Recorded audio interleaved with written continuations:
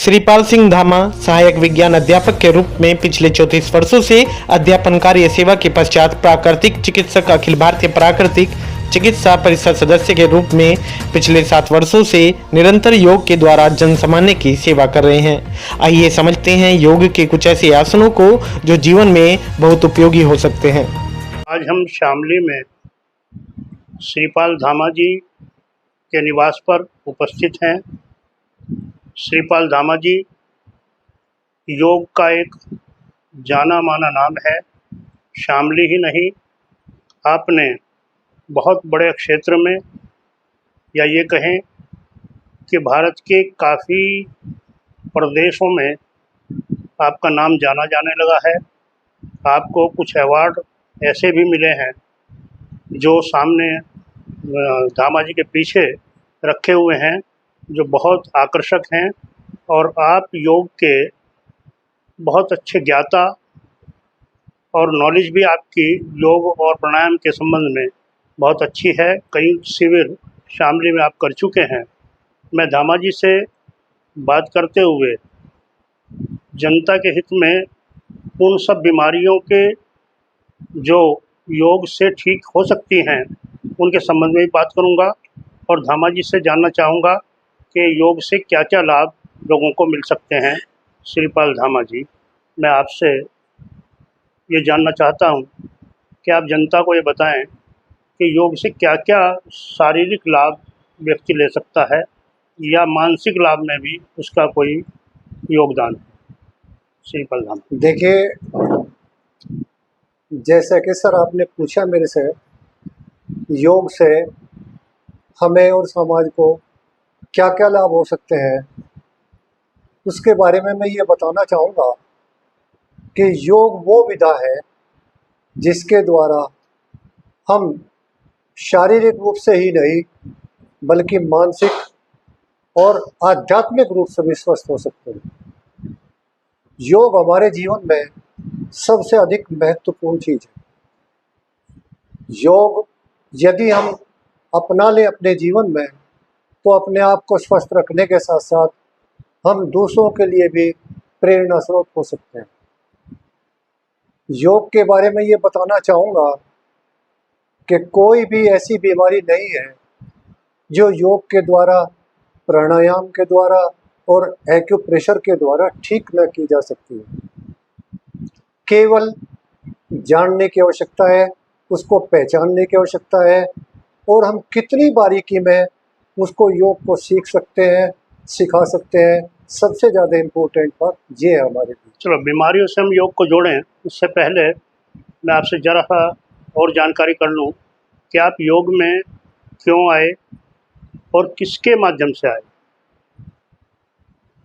मैं आपको ये बता देना चाहता हूँ कि मेरा स्वास्थ्य बहुत अच्छा नहीं रहता था। जब मैं शामली में आया तो मुझे प्राकृतिक चिकित्सा आश्रम में गुरु के रूप में श्री त्रिलोकचंद जी और माता जी और वेद प्रकाश जी मुझे मिले। उन्होंने मुझे योग के लिए प्रेरित किया जी। उससे पहले भी मेरा प्रारब्ध योग की तरफ था, लेकिन जहाँ से असली शुरुआत हुई वे मेरे योग के प्रथम गुरु, मैं उनको कहना चाहूँगा।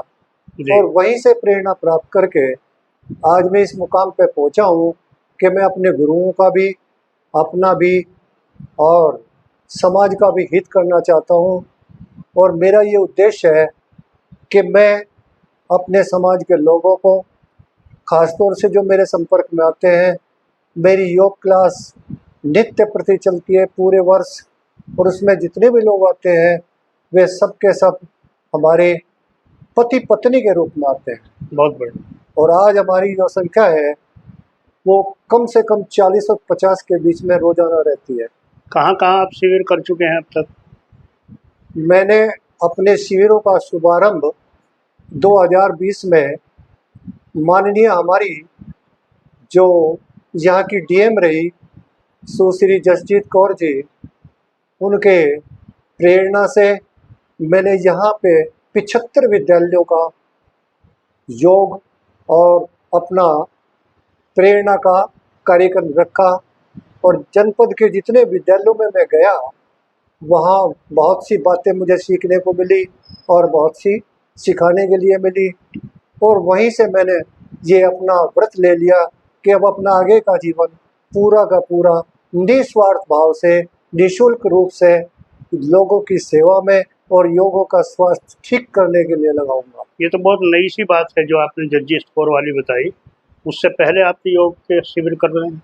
उससे पहले जब मैंने 2005 में अपना NDDY का कोर्स पूरा किया तो उसके बाद में मैं प्राकृतिक चिकित्सा आश्रम में मैं प्राकृतिक चिकित्सा में पारंगत होना चाहता था।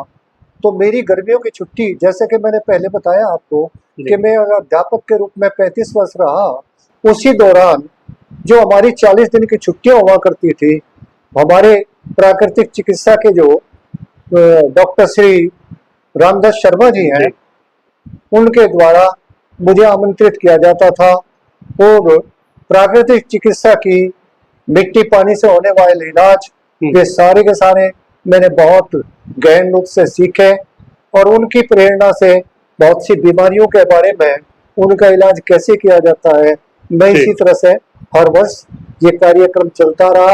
और जब भी मेरी छुट्टी होती थी तो मैं प्राकृतिक चिकित्सा में अपने गुरुजी त्रिलोकचंद जी के पास में और वेद प्रकाश जी के पास में प्रेरणा लेने के लिए बहुत शाम के समय भी चला जाता था। आपने प्राकृतिक चिकित्सा का, मेडिकल का, डॉक्टर का कोर्स किया है और चिकित्सा भले ही आप प्राकृतिक नहीं कर रहे हैं लेकिन योग के माध्यम से आप कार्य कर रहे हैं।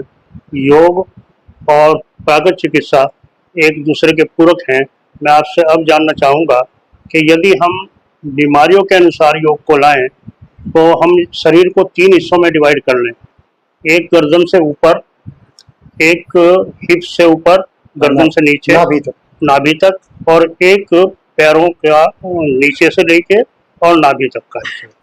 अब मैं आपसे जानना चाहूँ कि जो सर से संबंधित और गर्दन से संबंधित जो बीमारियां हैं उनमें कौन कौन योग सहायक हो सकते हैं और वो कैसे किए जाएं जिससे उन्हें लाभ मिल सके। अग्रवाल साहब, आपने बहुत अच्छा प्रश्न उठाया।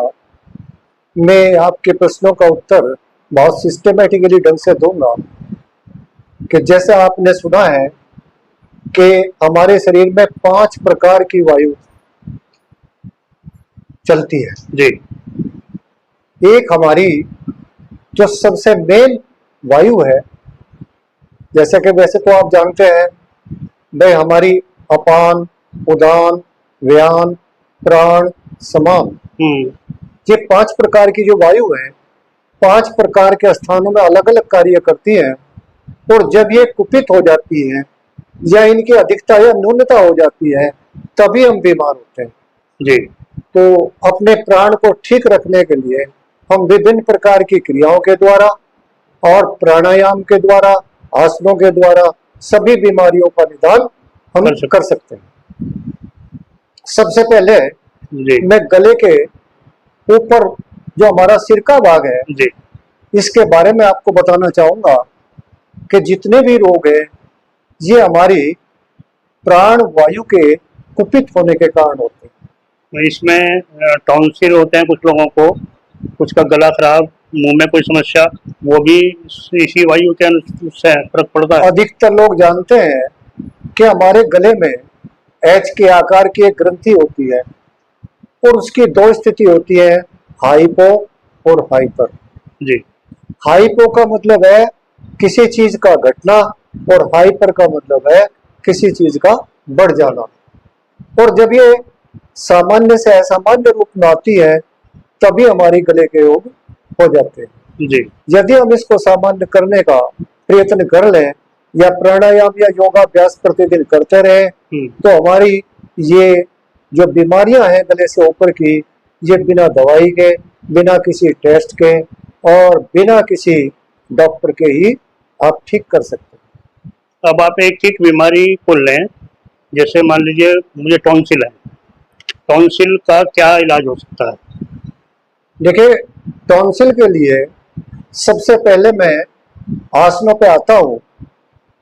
यदि हम टॉन्सिल या गले संबंधी कोई भी रोग हो, यदि हम उसमें सर्वांगासन करेंगे, भुजंगासन करेंगे, तो इन दोनों आसनों से ही आप टॉन्सिल को भी और अपने गले के रोगों को ठीक कर सकते हैं। धामा जी, आप ये करके भी दिखा सकते हैं? हाँ, क्यों नहीं। मैं अभी आपको सर्वांगासन के बारे में बताऊंगा। सर्वांगासन से, वैसे तो सर्वांगासन का मतलब है सभी अंगों का आसन, लेकिन ये पर्टिकुलर कहाँ कहाँ पे प्रभाव ज्यादा डालता है, ये गले का जो हमारा क्षेत्र है उस पर सबसे ज्यादा है। हार्ट की जो क्रिया है, जो लगातार पंपिंग होती रहती है, जो पूरे शरीर में हमारा हार्ट रक्त को प्रवाहित करता है, उसका दौर उल्टा कर देता है जी। जबकि हम 24 घंटे केवल एक ही तरफ से हमारा भाव हृदय से और विभिन्न अंगों की तरफ रहता है। लेकिन जब हम सर्वांगासन करते हैं तो सर्वांगासन में हमारा हृदय का जो दौर है उसको रिलैक्स मिलता है और ये उल्टी दिशा में बहने लगता है। सबसे पहले मैं सर्वांगासन के बारे में आपको बताना चाहूंगा और मुझे आप देखें कि कहाँ कहाँ आप त्रुटि करते हैं, उसको हम कैसे आसानी के साथ में कर सकते हैं और उसका लाभ उठा सकते हैं। सबसे पहले हम सीधे लेट जाएंगे जी। शुरू में जो साधक है वो अपने घुटनों को मोड़ लेंगे और घुटने मोड़ने के बाद में अपनी हथेलियों को नितंबों के नीचे ले जाएंगे जी। यहीं से आप अपने घुटनों को छाती और पेट की तरफ लाते हुए अब पैरों को ऊपर उठाएं और यहीं से हथेली और कोहनियों पर दबाव डालते हुए अपने शरीर को ऊपर की तरफ उठा देंगे इस तरह से। बहुत बढ़िया जी। यहां से आप अपने कंधे और गर्दन ढीला रखेंगे और पैर के अंगूठे की तरफ ध्यान करते हुए अब हम गलती क्या करते हैं, यहाँ हम नाक से सांस लेने का प्रयास करते हैं लेकिन हमें यहाँ पे श्वास उधर से लेना है, पेट से लेना है।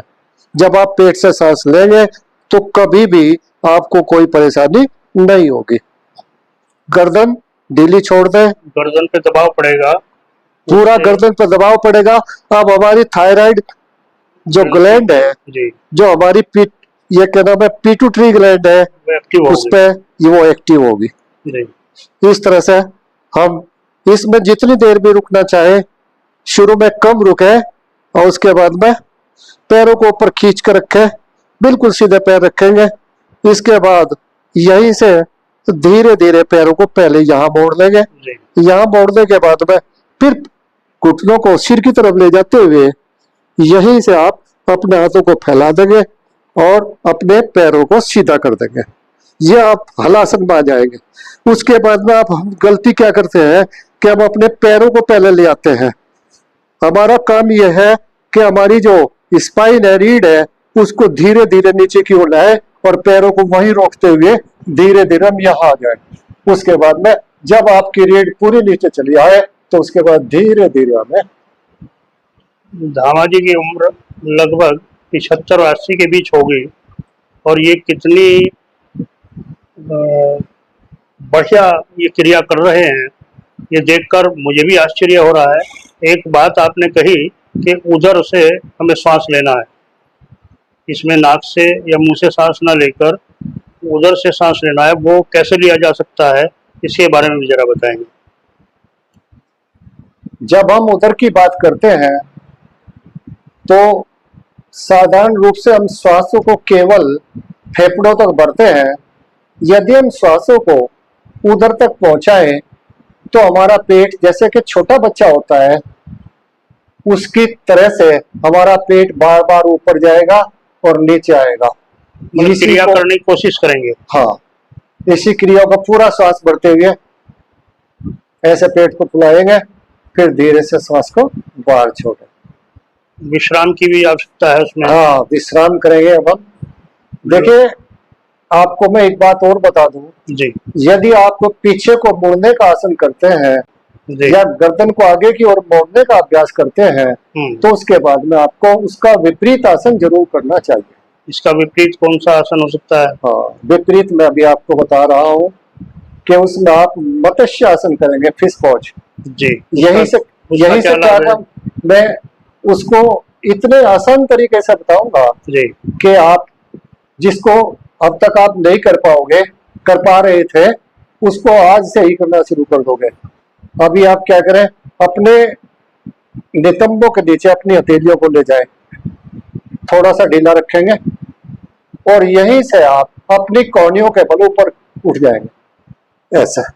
जी यहीं से आप अपनी पेट और चेस्ट को ऊपर की ओर उभारेंगे।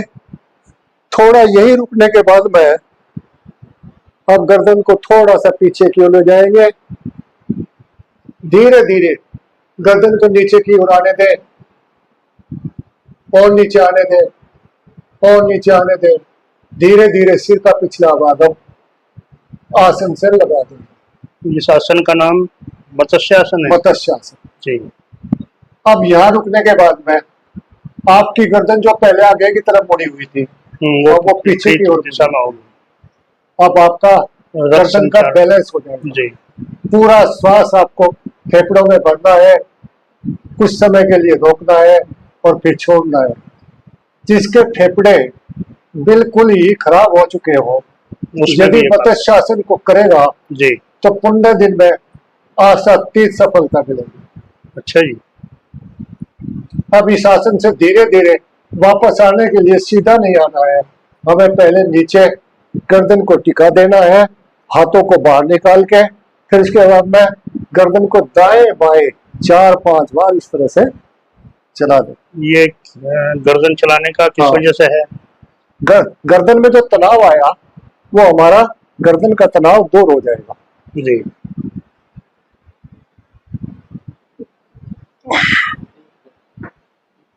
जी जहां तक धामा जी ये तो हुआ हमारा गले से संबंधित, और आपने उसमें लंग्स का भी जोड़ा है कि लंग्स भी हमारे फेफड़े भी ठीक होंगे।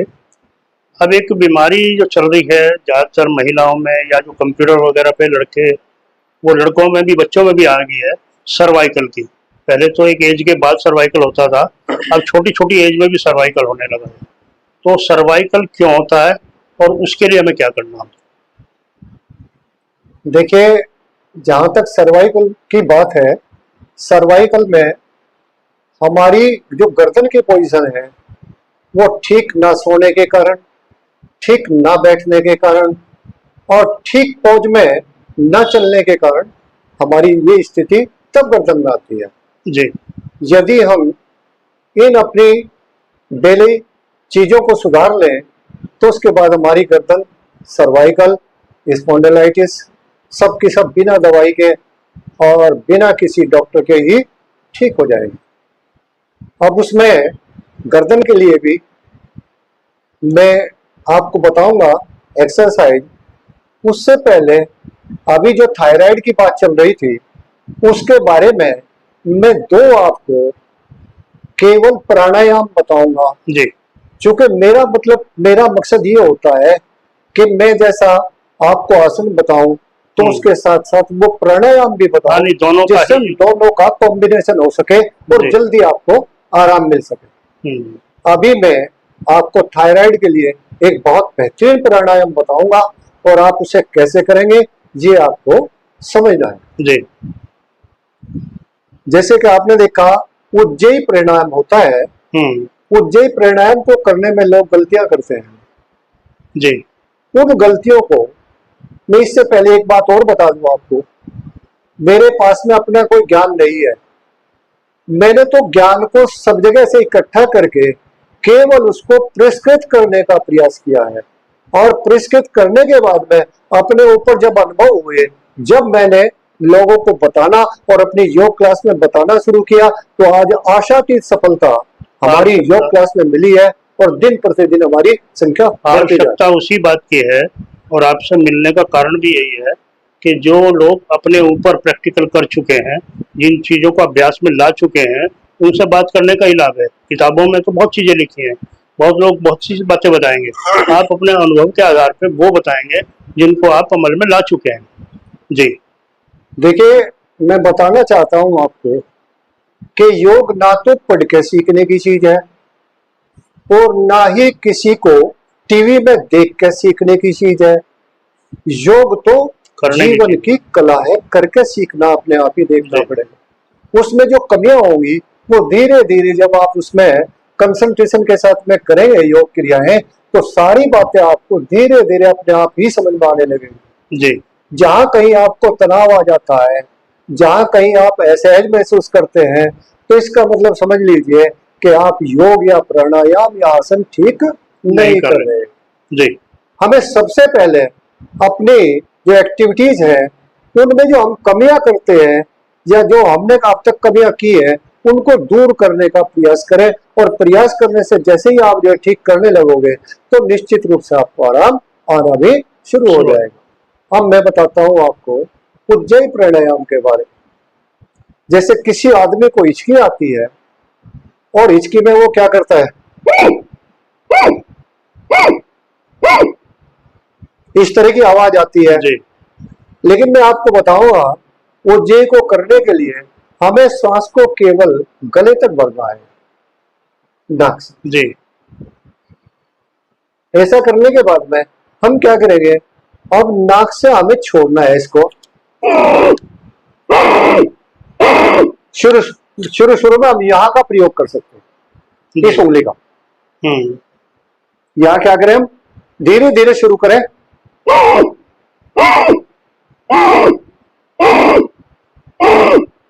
जैसे जैसे आपका अभ्यास बढ़ता जाएगा इसकी रेंज बढ़ाते हुए चले जाइए आप। कैसे,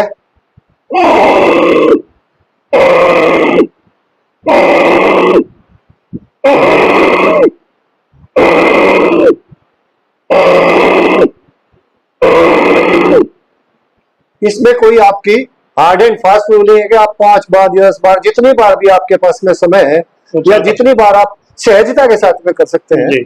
उसको करते रहिए। हम्म। यदि आपने 5 मिनट कर दिया तो रिजल्ट बहुत जल्दी आने लगेंगे। यदि आपने 1 मिनट से शुरू कर, मैं ये नहीं कहता हूं कि आज ही आप 5 मिनट पे पहुंच जाओ। जी। आपको शुरुआत बहुत धीमे करनी है, सरलता के साथ करनी है, सहजता के साथ में करनी है।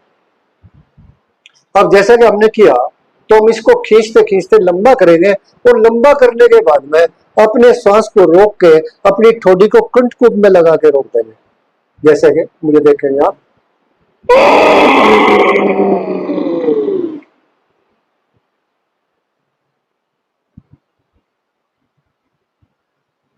जब तक आप श्वास को रोक सके रोके। उसके बाद दाएं स्वर को अंगूठे से बंद करते हुए ठोडी को ऊपर उठाएं और बाएं स्वर से पूरा श्वास धीरे धीरे बाहर निकाल दें।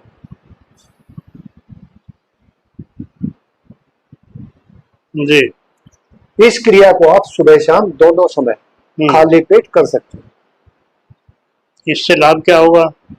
इससे आपके गले में जो रुकावट है, थायराइड आपकी बढ़ी हुई है, एच के आकार की जो ग्रंथि बढ़ी हुई है हमें, जी। वो धीरे धीरे नॉर्मल हो जाएगी। यदि कम है तो वो नॉर्मल पे आ जाएगी, यदि वो ज्यादा है तो घट के अपना सामान्य स्थिति में आ जाएगा। थायराइड ग्रंथि बढ़ने का कारण भी कुछ होता है? देखिए, थायराइड बढ़ने का कारण तो अनेक है, लेकिन उनमें से सबसे ज्यादा हम जब विसंगत भोजन करते हैं। जी। विसंगत भोजन से मतलब ठंडे के ऊपर गरम, गरम के ऊपर ठंडा, या फिर हमने जो अनावश्यक रूप से, अभी तो हमने समोसा खाया फिर उसके बाद में हमने मिठाई खा ली, तो इस तरह से जो हम उल्टे सुल्टे प्रयोग करते हैं, ये हमारे जो म्यूकस मेम्ब्रेन है यहाँ की, उसको प्रभावित कर देता है। जी। उसको ठीक करने के लिए इन दोनों प्राणायाम और योगाभ्यास का आप करेंगे तो निश्चित रूप से आपको लाभ मिलेगा। अब दूसरी एक्सरसाइज में बताऊंगा, इसके साथ में मेरी दो एक्सरसाइज है, और प्राणायाम जैसे कि हमने ये कर लिया, अब इसी के साथ में हम करेंगे सिंह गर्जना। यहीं पर आप जोड़ना है। आप घुटनों के बल आ जाएंगे, आपकी दोनों हथेलियां उंगलियां अंदर की ओर, सूर्य को सामने रख के, सूर्य को सामने रखते हुए, अगर सूर्य नहीं है तो भी कोई बात नहीं, काम चलेगा, लेकिन सूर्य अगर हो तो सो फॉर बेटर।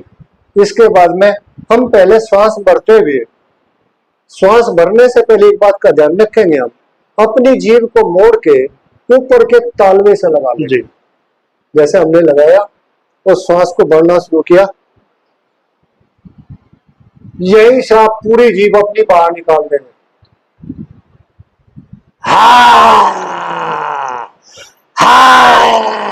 सिंह गर्जना। सिंह गर्जना, सिंहासन। इन दोनों प्राणायामों को, इन दोनों एक्सरसाइजों को यदि आप रोजाना करेंगे तो आपको निश्चित रूप से गले से संबंधित सारे रोग धीरे धीरे दूर होते चले जाएंगे। योग कोई चमत्कार नहीं है, योग रोजाना एक करने वाली सतत प्रक्रिया है जी। यदि हम इनको ऐसा करेंगे तो निश्चित रूप से हमें लाभ होगा। फिर इसके बाद में आप गला थोड़ा सा अपना बन लेंगे। जैसे बेटर तो ये है कि हम नीचे से ऊपर की तरफ, ये ज्यादा उत्तम जी। सर्वाइकल बहुत बड़ी बीमारी है, तो सर्वाइकल के बारे में और थोड़ा सा प्रकाश डालना। देखिए, सर्वाइकल का मतलब है हमारी C1 से C7 तक जो यहाँ पर मणियां है उनमें रुकावट हो जाना। मणियों से मतलब आपका जॉइंट है वर्टिब्रा। जैसे आपने, हमारा मस्तिष्क का पिछला भाग मेडुला ऑब्लोंगेटा कहलाता है जी। यहीं से हमारी रीढ़ स्पाइन शुरू होती है। इन दोनों के जॉइंट से हमारे जो नीचे की तरफ चलते हैं, तो पहले से और 7 तक की हड्डियों को हम सर्वाइकल जी कहते हैं। तो इनमें ये कोई सिर से संबंधित है, कोई आंखों से संबंधित है, कोई कान से संबंधित है। यानी कहने का मतलब यह है कि ऊपर के जितने यहाँ से कंधे तक के जितने ऊपर रोग हैं वे सारे के सारे सर्वाइकल के वजह से होते हैं। यदि हम इनकी ठीक एक्सरसाइज कर लें तो उसके बाद में बहुत आसान सी क्रियाएं हैं, यदि आप करोगे तो निश्चित रूप से आप मुख्य कुछ एक्सरसाइज बता दें आप। हाँ, मुख्य रूप से जैसे कि आपने देखा होगा कि आप रोजाना भुजंगासन करते हैं जी, कोबरा पोज करते हैं, लेकिन हम हर क्रिया को काम निपटाने के बहाने से जल्दबाजी में कर देते हैं। जब भी हम जल्दबाजी करते हैं तो इसका मतलब हम योग नहीं कर रहे हैं, हम पीटी कर रहे हैं, व्यायाम कर रहे हैं। योग, फिर मैं कहता हूं कि योग को बहुत सहज और सरलता के साथ में करना है, धीरे धीरे करना है। अगर रिजल्ट जल्दी पाने की इच्छा है तो आप उसको योग को धीरे धीरे करिए, और यदि आपको देर में पाना तो फिर आप जो है उसको बहुत तेजी के साथ में करिए। और योग को जब, या प्राणायाम को भी जब हम प्रश्वास के साथ में जोड़ देते हैं तो उसमें रिजल्ट आशातीत और हमारी उम्मीद से भी बहुत ज्यादा बढ़कर आता है। अभी आप भुजंगासन रोज करते हैं जी, लेकिन यदि हम ठीक स्थिति में भुजंगासन को करें तो सर्वाइकल के जितने रोग हैं ये सारे इसी से दूर हो सकते हैं जी।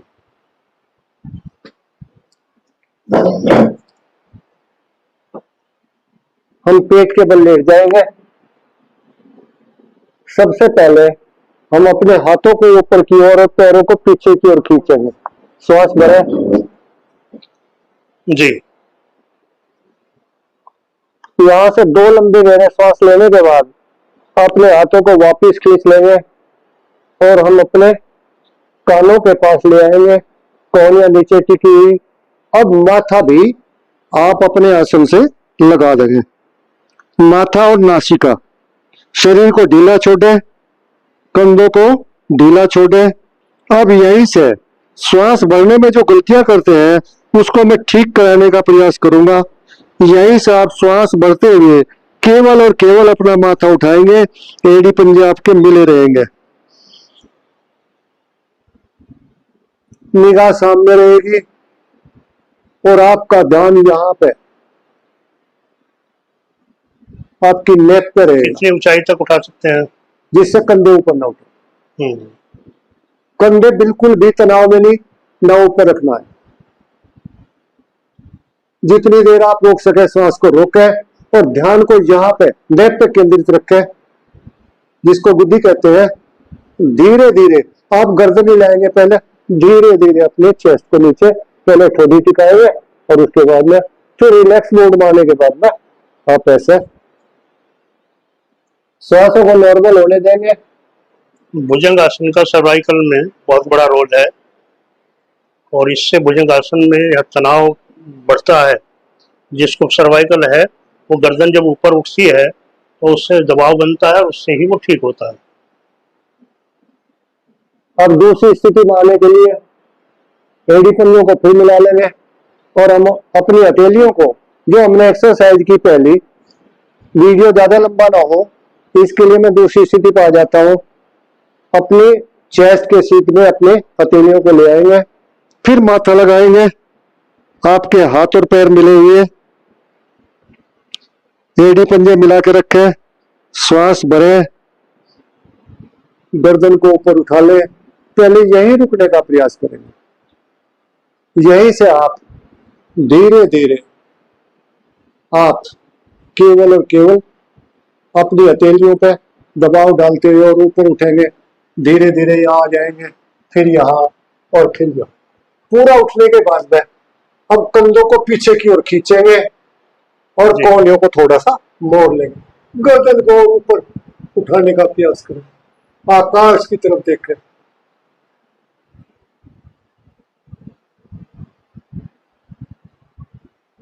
आप आराम से रह सकते हैं जब सही क्रिया होती है। ये तो पूरी रीढ़ की हड्डी को कंट्रोल करता हुआ है। हाँ जी, हाँ जी। धीरे से आप हाथों को पहले सीधा करें, फिर इसके बाद में कोहनियों को मोड़ते हुए धीरे धीरे नीचे की ओर आए और रिलैक्स। अपनी हथेलियों को ठोड़ी के नीचे डीप ब्रीदिंग करेंगे। आगे जी। लंबा गहरा श्वास। जब तक श्वास नॉर्मल ना हो जाए तब तक आगे नहीं बढ़ना।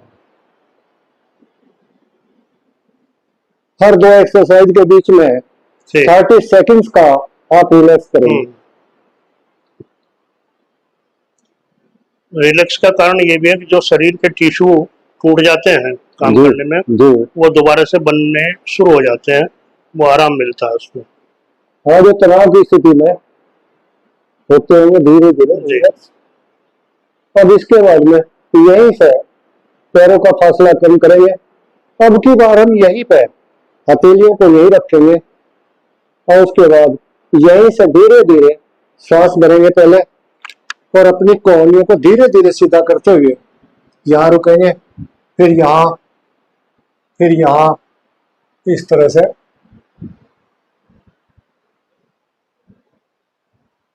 गर्दन को जितना हो सकता है पीछे की ओर मोड़ करके। ये भी भुजंगासन की क्रिया है। हाँ, धीरे से वापस। ये एडवांस पोज है जी। विश्राम।